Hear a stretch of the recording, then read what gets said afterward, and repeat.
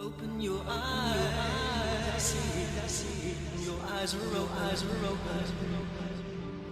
where no disguise for me, come into the open, open your eyes, I see, your eyes are open.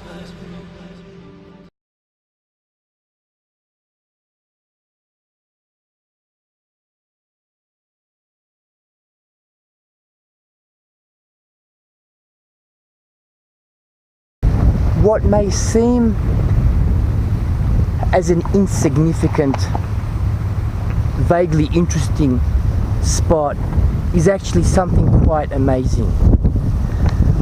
Very close to this very spot where I'm standing, this is where Australia began. I am literally a few hundred meters from Captain Cook's landing spot, which I will take you, and you will find this at the Botany Bay National Park. So just follow me and we'll get to the spot that marked the start of what we know as Australia. It is right here where this rock monument is placed, where the first white feet landed on Australian soil. Captain Cook's ship anchored a little bit further away, which I will show you a little bit later on. Now, rowboats were lowered and then the sailors made their way to the beach, landing right there.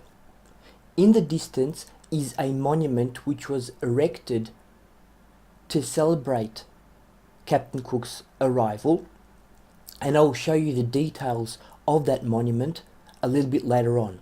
In the meantime, please enjoy the beautiful scenery, and while you're doing that, just realize that Australia, as we know it, began right here.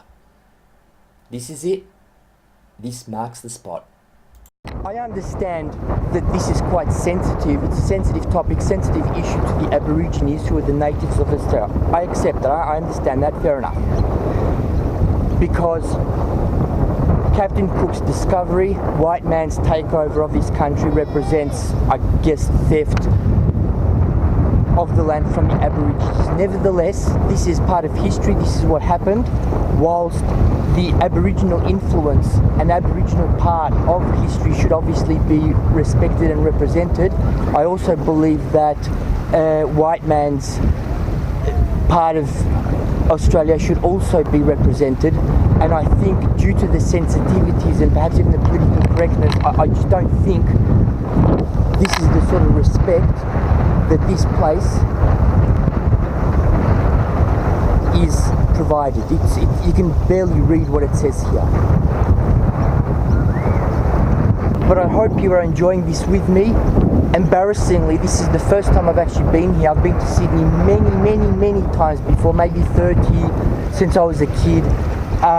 But this just shows you how insignificant this place is for tourism, how under-promoted it is, that after finding these beautiful spots, these secret locations, this is actually the first time that I've been here in such a significant, such a fantastic spot.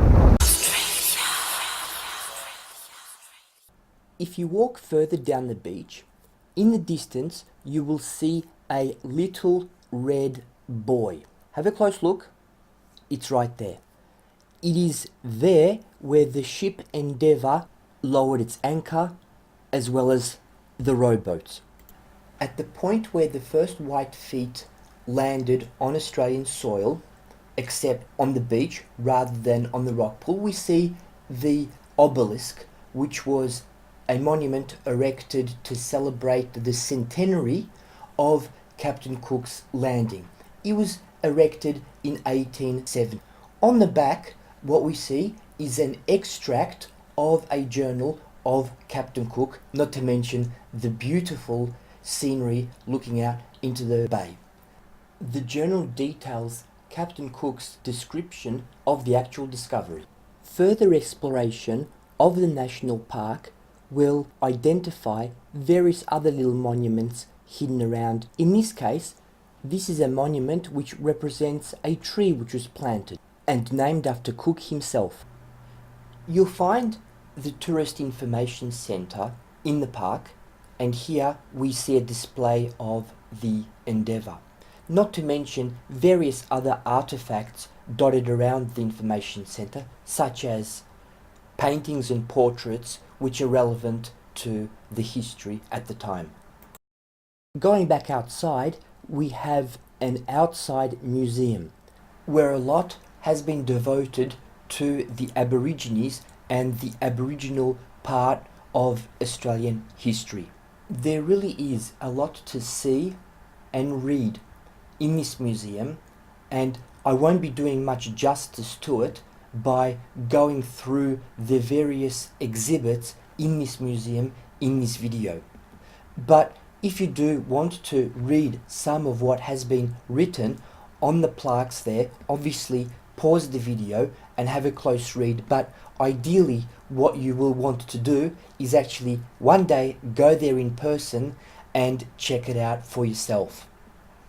And on this note, I hope that you have enjoyed the journey with me, the journey which has taken us back in time, almost 250 years back in time, and a journey to a place which is so significant to Australia's history, yet a place which hardly anyone talks about.